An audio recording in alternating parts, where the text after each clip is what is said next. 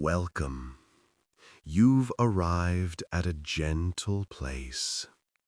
Settle your shoulders, soften your jaw, and let the day loosen its grip. If you'd like, imagine a warm ceramic cup resting in your hands, a light steam rising, the scent of mint and mountain herbs drifting up to meet you. You are safe here, and you are not in a hurry. Before the story begins, let's invite your body to slow. Breathe in through the nose, easy and quiet.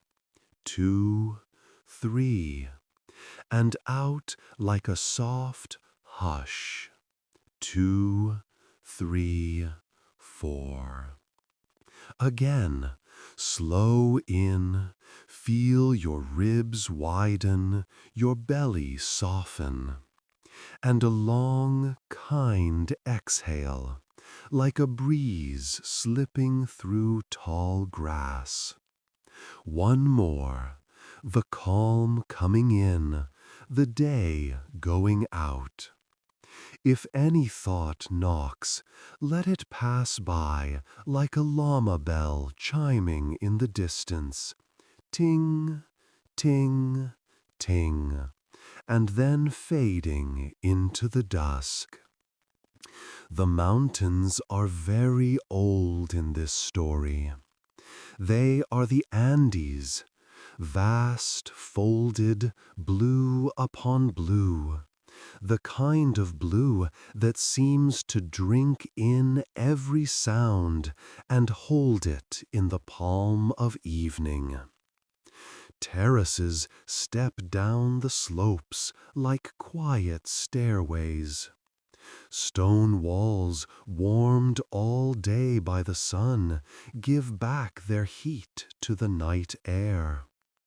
A river moves at the valley's floor, steady as breath, saying, shh, shh, shh, on its way to places no one can see from here.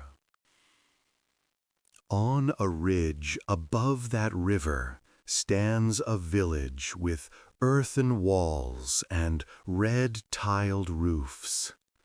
Doors are painted a dozen shades: cobalt, teal, a worn sunflower yellow. Chili ristras hang like beads of sunset by the kitchens. There is the scent of wood smoke, the sparkle of stars arriving one by one, and the sound of sandals on the packed path as people finish their work and drift home. The sky is deepening, and soon the Milky Way, Mayu, the river in the sky, will pour across the dark. The Southern Cross leans in, as if listening. In this village lives a man named Mateo. He is a weaver and a woodcarver, tall in a quiet way. In the mornings, he helps his cousins tend the alpacas on the high slope. In the afternoons, he carves small toys and simple flutes from the fragrant wood of native trees. He is not famous, not loud, not someone who craves a stage. He prefers the company of the mountains and the soft hum of his tools. When he works, he hums, a low that settles into the grain of whatever he is making. Mateo's home is small and very content with itself. There is a wool blanket his grandmother wove, heavy and warm, folded over the chair. There are baskets of dyed yarn, indigo, cochineal red, the gold of marigold petals. On a shelf rests a clay pot for munyati, and on the wall above his work table hang the instruments he has made. Canas with simple finger holes, panpipes that sip the wind and turn it into something softer. He plays them sometimes in the evenings for neighbors who stop by. They sit near the hearth, sip something warm, and let the notes drift around the room like light ash after the firewood settles. Tonight begins like many others. The evening is mild, the kind that keeps the windows open. A faint veil of cloud is lifting from the peaks. Someone is baking bread 3 houses down. Someone else is washing a wooden bowl in the yard, and the water pours with a small, patient sound. Matteo steps outside with a woven shawl around his shoulders and listens to the slope, how the mountain breathes back the day. He can tell by the air that the weather will hold. He can tell by the birds that the fox has gone another way. Down the path, Senora Rosa, the baker, closes her oven door and waves with flowery hands. A pair of cousins, grown men with tired laughter, guide a handful of alpacas toward their pen, the animals soft-footed, their necks like living rope. Abuela Salome sits at her doorway with a spindle, drawing thin threads of wool with steady, wise fingers. Life hums, but not urgently. It is enough simply to be here. Matteo steps beyond the houses to the path that rides the ridge like a quiet thought. He likes to walk here when the light is kind, when the shadows are long and thin. He carries no tool tonight, no flute. The only sound he brings is the hush of his sandals and the small sighs of his shawl as it brushes his back. He moves as you might move in a dream you don't want to end, unhurried, curious, grateful. The wind on the ridge is gentle now, a satin river threading the grasses. It brings him scents from many directions, warm adobe, crushed thyme underfoot, a faint smoke from a cooking fire, the sweetness of drying corn. As he walks, his breath finds a rhythm with the path. Inhale with the step, exhale with the sky. The world grows larger and also closer, like a friend leaning in. At a bend in the path, where the rocks open to a small hidden hollow, Matteo pauses. He has been here many times. There is a weathered stump, the remains of a tree that once held birds and now holds quiet. There is a patch of wildflowers that never seems to fear the cold, their faces the color of melted butter. He usually sits here to watch the river in the valley, silver itself with moonlight. Tonight, as he approaches, he feels a small pull, the way a note might call you from the edge of hearing. He doesn't see anything yet, only senses a shape to the silence. He steps into the hollow and notices a sliver of wood resting on the stump, long, slender, a flute unlike the ones he makes. The surface is pale, smooth, and at its mouth and end cap, bands of darker wood gleam softly, like river stones at dusk. He lifts it with both hands, the way you might lift a sleeping bird, careful not to startle whatever magic is there. The flute is cool from the night, but not cold. It feels familiar, the way an old path feels familiar, a meeting with something you already half know. He turns it slowly, bringing it closer so the last of the light can show him the craftsmanship. There are carvings along the body, tiny spirals that echo the wind, small stepped patterns like the terraces on the slopes. Near the mouthpiece there is a single, simple etching, a wave line crossing a mountain line, a river crossing a ridge. He smiles without deciding to. Some maker somewhere made this with love. He wonders who. He wonders how something so delicate found its way here, to this stump he knows by heart.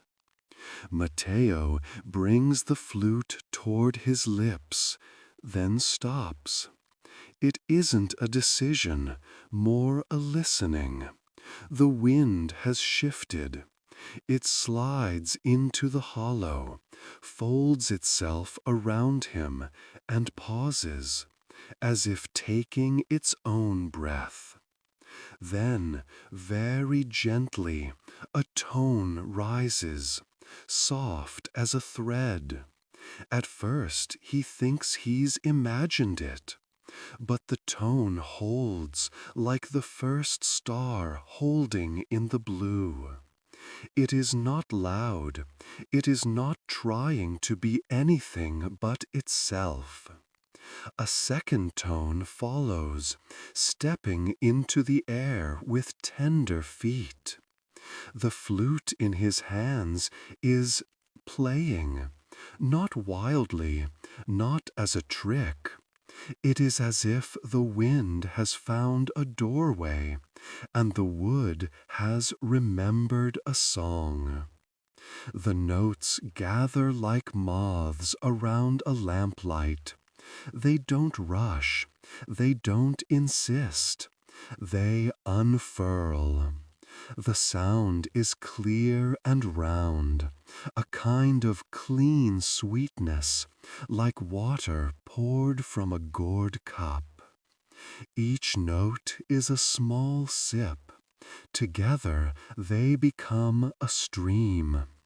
Matteo stands very still, as one does when a shy animal approaches. His breath matches the music without asking. The hollow seems to deepen, like a bull carved by time.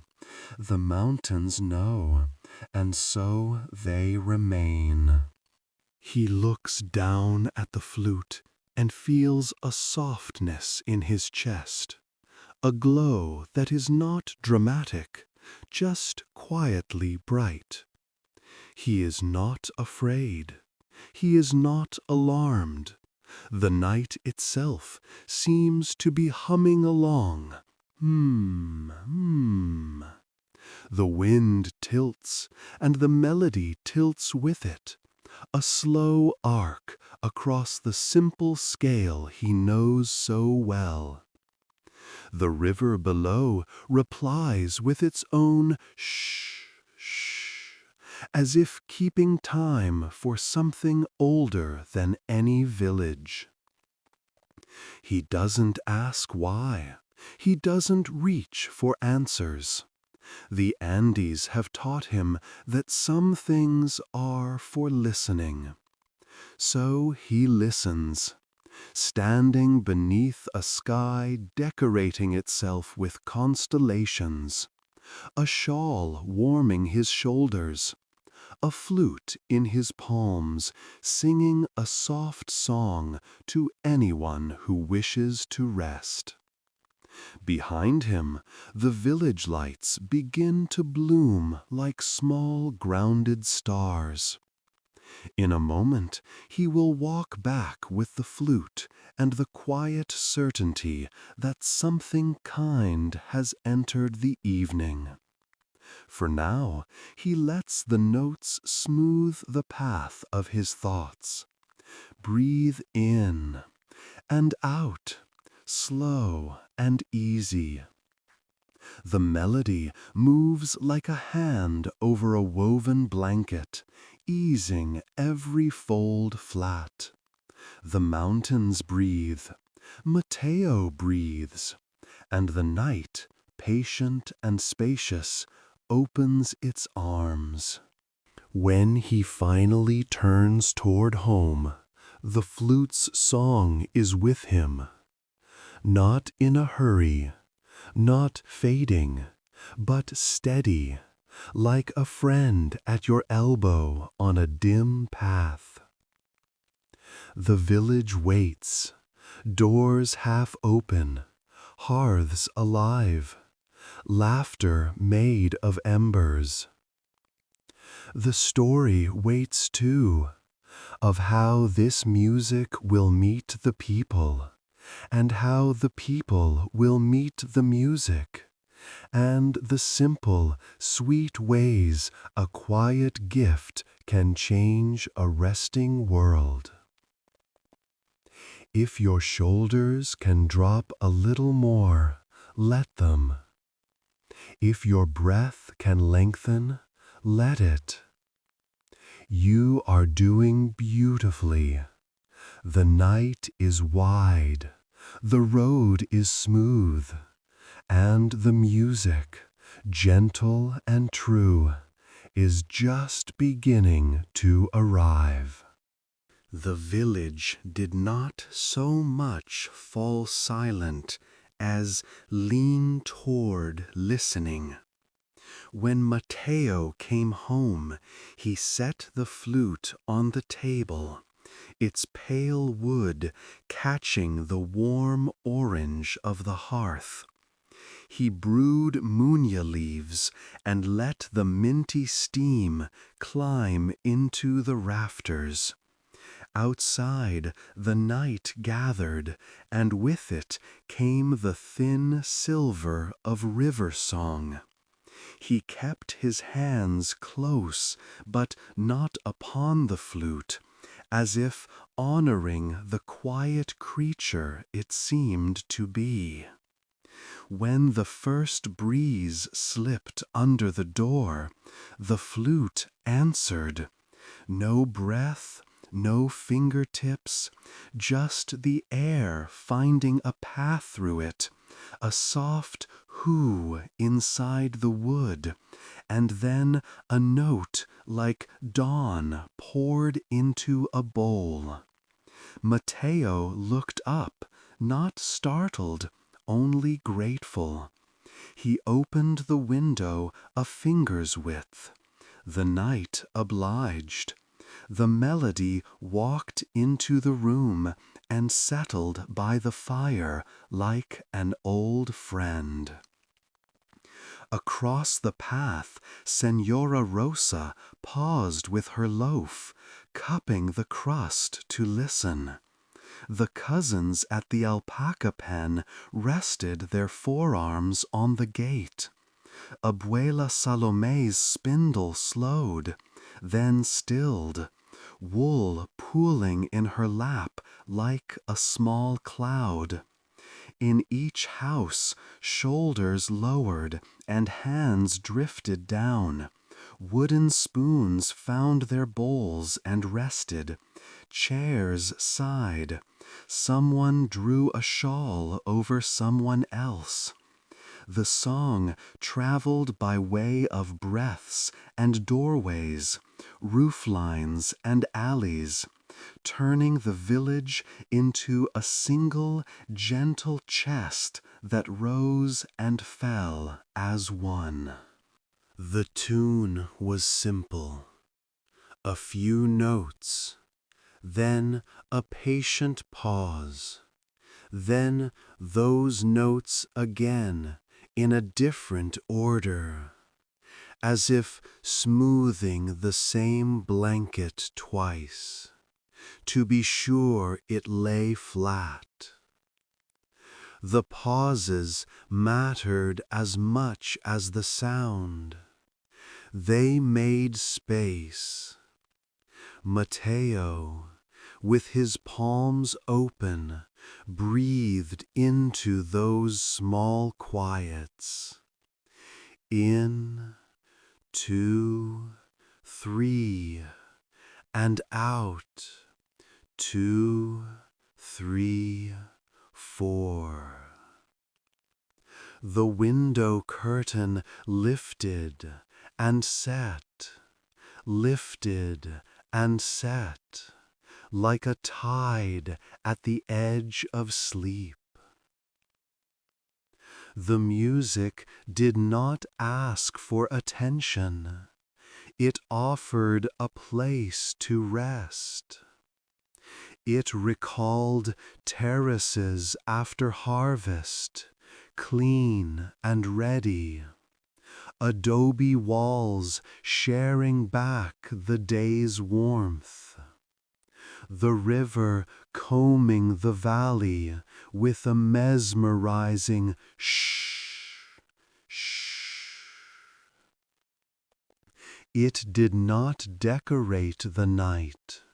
It listened to the night and answered in kind.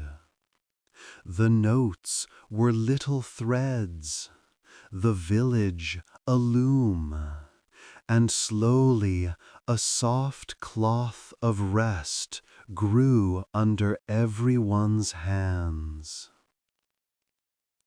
A neighbor tapped at Mateo's door, then decided not to tap, and leaned there instead, forehead against the frame, smiling at nothing in particular.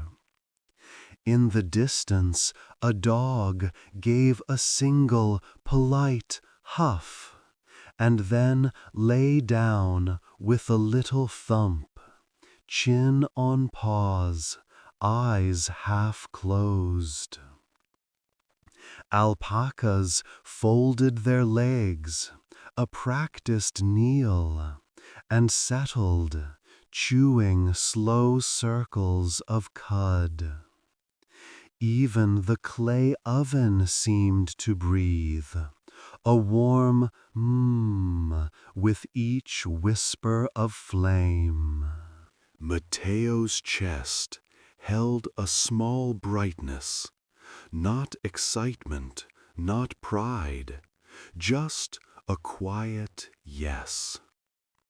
He remembered his earliest carvings, awkward, earnest, and the patience of the mountain that kept letting him try.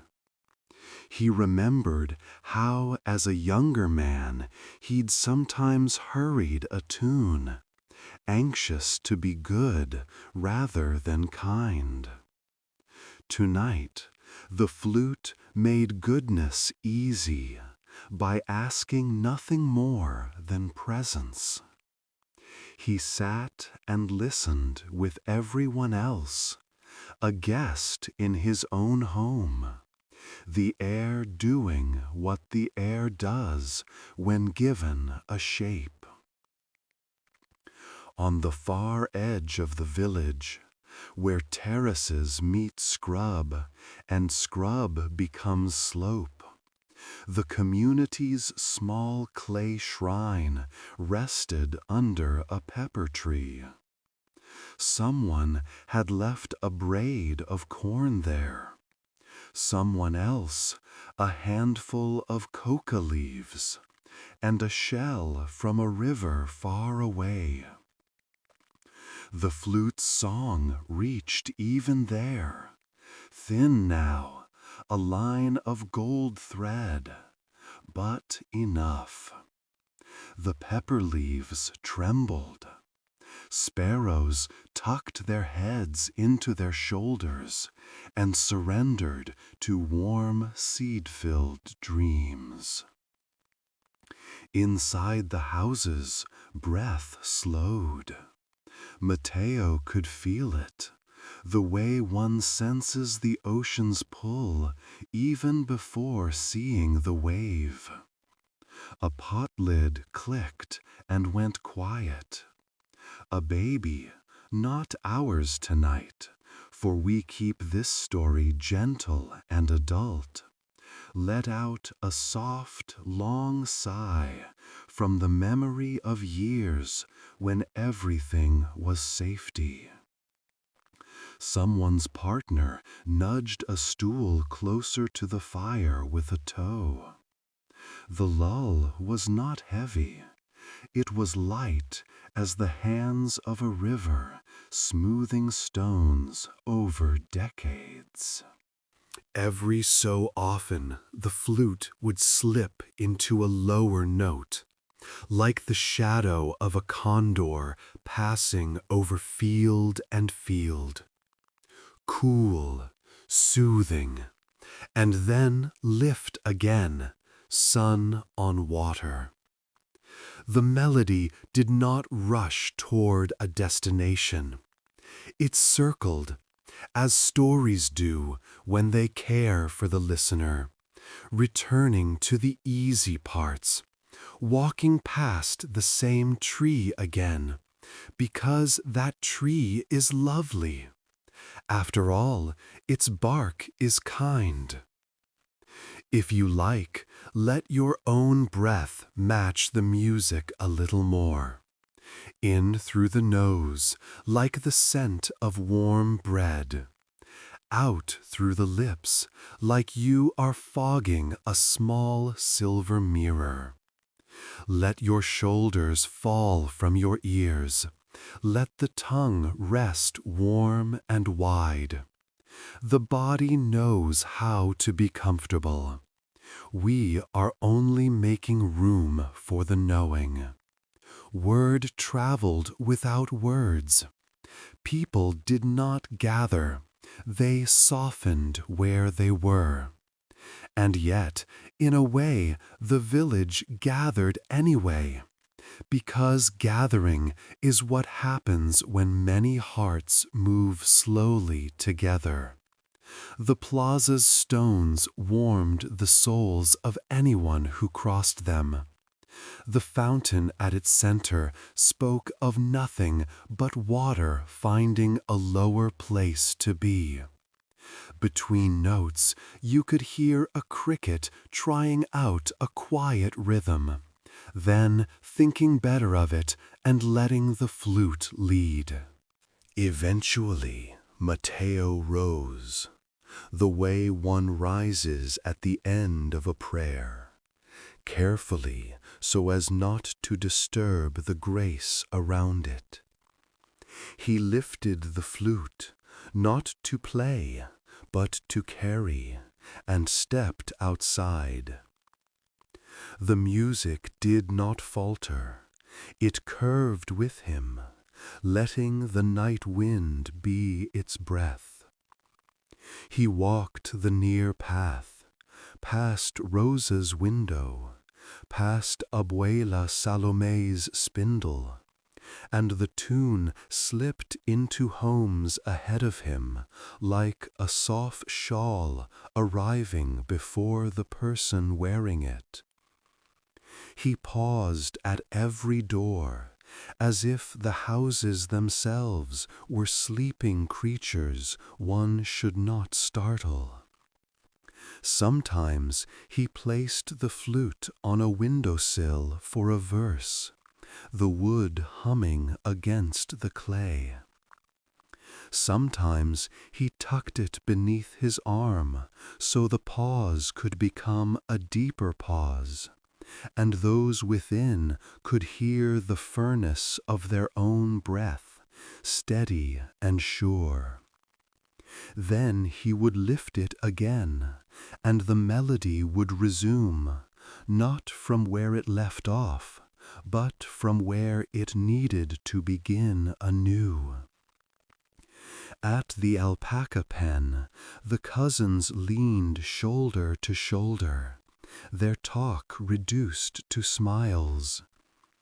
One of them, Raoul, had a crease between his brows that often stayed, even when he laughed. Tonight the crease was gone. He noticed, touched the place with 2 fingers, and chuckled at the wonder of space where worry used to perch. The alpacas made that soft humming sound they make when content. And the flute curled around it, blending like 2 threads into a single line. As Matteo reached the small square, the wind lifted from the valley, smooth and generous, and the flute's body warmed under his palm. The melody softened further, like a lantern being cupped. He set the instrument upon the edge of the fountain. The water's murmur joined, not a duet, more a weaving.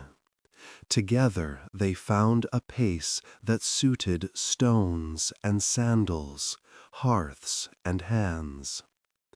The village's timekeeper, a narrow clock with a hand that sometimes lagged in rain, was not needed. The song was a clock tonight, and its hour was rest. One by one, shutters found their halfway place. A few candles thinned to a blue pin and then eased out. No one felt rushed to bed, but many found themselves there, in that shimmering middle where waking is so gentle it doesn't mind becoming sleep. The flute did not conquer wakefulness. It befriended it until it felt safe to let go. Matteo stayed, not as a musician or master, but as a witness. He sat on the fountain rim, knees loose, back tall as a cedar. He placed his hand near, not on, the flute, and felt the faint vibration, like a cat's purr moving through wood. He thought of the mountain's long patience, the river's tireless smoothing, the way time itself is a kind of musician, turning noise into memory, memory into song. When he finally rose again and carried the flute home, the village was already floating in a soft, shared drift. Doors stood ajar to let dreams come and go as they pleased. The path before him was easy, stones remembering the shape of his feet.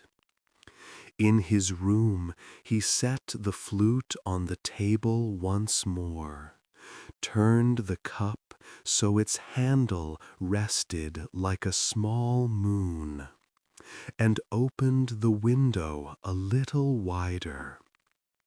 The melody slipped out and kept watch, circling the rooftops, skimming the terraced fields, touching the river now and then, so it could take the song downstream to the darker places and leave a ribbon of light. The night deepened. The mountain exhaled a long, even breath. Matteo lay down with his blanket pulled to his chest, and felt no need to hold a thought. The flute's quiet work continued, patient and precise, as if it knew the map of the village's many dreams, and went where the ground wanted smoothing. There was nothing to figure out, only to breathe and be, and let the music be with you, like a hand just above the heart, warm without weight. Let's follow the village now. Let your inhale be a little softer. Let the exhale lengthen by a second, maybe two. Imagine the melody walking through your rooms, turning down each lamp inside you, humming in every doorway, checking each latch and window, whispering, "Safe, safe, safe." Outside, a star slid an inch along its ancient path. A cloud, the shape of a sleeping fox, drifted over the ridge.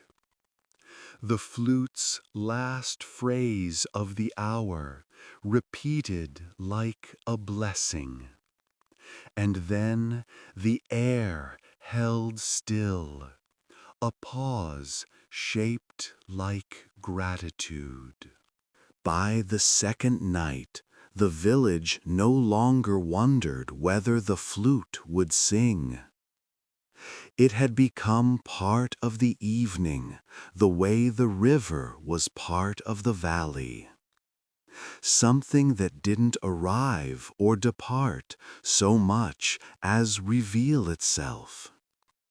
Yet even in its constancy, the melody felt tender, like the door opened softly with two hands. Matteo rose at dusk, warmed a small bowl of stew, and set the pale flute where the breeze could greet it. He did not ask for a certain tune. The air decided. The wood remembered. The mountains listened. The song unfolded in long, patient loops. It began near the ground, low and round, the way a voice might hum when tidying a room. Then it climbed a little, like a lantern lifted so light could meet the corners. The pauses were longer tonight, generous places where breath could sit down and rest. Matteo felt a loosening inside his chest, as if a knot he hadn't noticed was being untied by a careful friend. Outside, the terraces wore their evening silver. Leaves faced upward as if to thank the last quiet light. The alpacas chewed slowly, eyes half-lidded, humming their soft mmm. Senora Rosa leaned in her doorway, head tipped to one side, a flower print bright on her apron. Abuela Salome, never one to rush bedtime, nodded to the rhythm as though counting stitches she no longer needed to count. The cousins at the pen stroked a patient's neck, the gesture rhythmic and absent of thought. No one gathered formally. Everyone drifted in place like boats on the same tide. If you're comfortable, leaned toward the edges of the village, to the last stones that marked the far path, to the small clay shrine under the pepper tree, to the places where dream and waking meet. It smoothed the plaza like a hand over warm bread. It softened the contour of everyone's day. Worries, which sometimes sat up straight even in the dark, now reclined, set their feet on a small braided rug, and accepted a cup of something gentle. The song had no goal. It had no lesson. It was not trying to get anyone anywhere but here. There are nights when the Andes show more stars than you can name. This was one of those nights. The Milky Way was a bright river, the Southern Cross a compass tilting toward rest. A soft breeze carried the faintest suggestion of rain somewhere many valleys away, a cool ghost of water. The flute met that hint and answered with a slow, shining phrase that fell like dew. Not a downpour, only a memory of rain, a hush that completed the hush. Mateo walked, as he liked to do, not to take the song anywhere, but to accompany it. He circled past doors now ajar, past souls set aside neatly, past chairs that knew the shape of the backs that would return to them in the morning. The flute sang from his hand without his breath, as if the instrument were practicing being a small wind in wood. He paused at the fountain. The water there said its evergreen syllables, lilting, content to arrive and arrive and arrive. He thought of the first moment at the hidden hollow, how the flute had seemed to find him rather than the other way around. He thought, too, of the boy he had been, walking steep paths with a pouch of chips of wood, practicing holes and scales on sticks no one but he would call flutes. Perhaps this was why the magic felt familiar. He had been practicing listening for it all his life. He set the flute on the fountain rim and let the wind have the first, the second, the third say.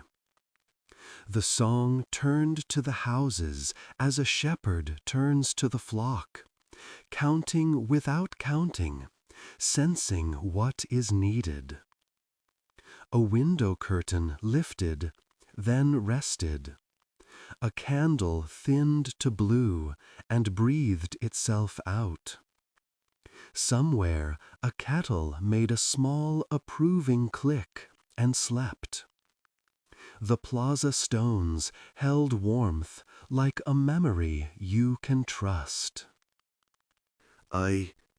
If it suits you, let's become a little heavier, pleasantly, sweetly so. Bring awareness to the muscles between your eyebrows. Let them soften, like wool laid on the sun-warm sill. Let the eyelids sit warm and heavy over the eyes. They can be closed or almost closed, as you please. Let your tongue spread wide in your mouth, roof soft, jaw easy. Notice your shoulders. Let them pour down away from your ears, as if melting into the bed or the chair. The spine isn't forced straight. It is a tall reed swaying in shallow water, held and held. Breathe once more in and out, and imagine each exhale is the flute's quiet pause, rest that is also music. The wind set down to a near still, and the melody grew smaller, closer, as if the flute had curled itself into a bedside voice. It traced a final path along the ridges, then followed the river a little way, then returned, like a guardian who checks each latch and window, and finds them gently latched and gently closed. There was no flourish. The song didn't end. It nested. It remained present in the air, the way warmth remains in a blanket after the fire ebbs. In Mateo's home, the hearth took a last quiet breath. He lifted the flute and laid it on the woven cloth by the window. The wood glowed with that soft inner light you notice most when you are not trying to notice anything. "Thank you," he said, not to the instrument exactly, and not to the wind entirely, but to the tender agreement between them. He drew his blanket to his chest and rested on his side. The room, like a friend, understood the language of quiet. Across the village, people slid into sleep, like river stones settling deeper into their bed of sand. No jolt, only gravity. If a dream visited, it arrived on padded feet. If a thought tried to rise, it found itself feather light and floated for a moment before dissolving in the ease of breath. Doors remained half open to the corridor of rest. The night gave its cool gift, and bodies gave the small gift of receiving it. For you, here, now, let's arrive at the landing. Imagine that the flute, small and luminous, has entered this room, not to show its magic, but to remind you. It plays only for you. A phrase so simple it could be a heartbeat turned into sound. Inhale to the count of 3. 1, 2, 3. Exhale to the count of 4. 1, 2, 3. Again. In, 2, 3.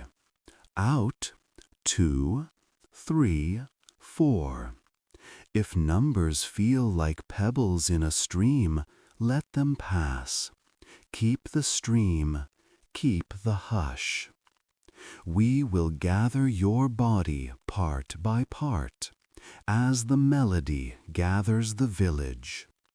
Bring gentle attention to your feet. Feel their shape, their friendly weight. Let them be heavy and warm. Calves and shins released. Knees simple and kind. Thighs easing wider into the surface that holds you. Hips like bowls set safely on a shelf. Belly soft as woven cotton. Chest is a harbor where breath comes and goes without news. Hands, those loyal birds, let them fold where they will. Forearms, upper arms, and shoulders resting like stones finally at home. Neck a quiet stem, face at peace. Head supported the way a hill supports an old tree. The flute offers one more thread of sound. It reaches your room the way moonlight reaches a floor. No effort, only arrival. If you wish, follow it down a small staircase to rest. 10. The body knows. 9. The room grows cozier. 8. Breath lengthens of its own accord. 7. Thoughts dim like distant lights. 6. The bed is a lake that holds you. 5. Shoulders even softer. 4. Jaw loose, tongue wide. 3. Every muscle invited to loosen, and they do. 2. The flute a lullaby pressed into the air like a kiss left on a letter. 1. And now the landing. There is no step, only being placed perfectly, gently, where sleep begins. The mountain is outside, keeping the long watch. The river keeps the easy time. The village sleeps. You sleep. The flute rests, but the hush it made remains, like warmth in clay. If waking visits later, the song will return with your breath. For now, allow the quiet to be everything. You are safe. You are whole. There is nothing to do, only this, soft hush, and the sweetness of drifting. If a cup were to be set down in a kitchen far away, you would not hear it. You would only feel the comfort of a home that continues to be home while you rest. The Andes breathe. The stars travel. The world turns its gentle face toward morning. And you, beautifully, fall into sleep. If a cup were to be set down in a kitchen far away, you would not hear it. You would only feel the comfort of a home that continues to be home while you rest. The Andes breathe. The stars travel. The world turns its gentle face toward morning. And you, beautifully, fall into sleep.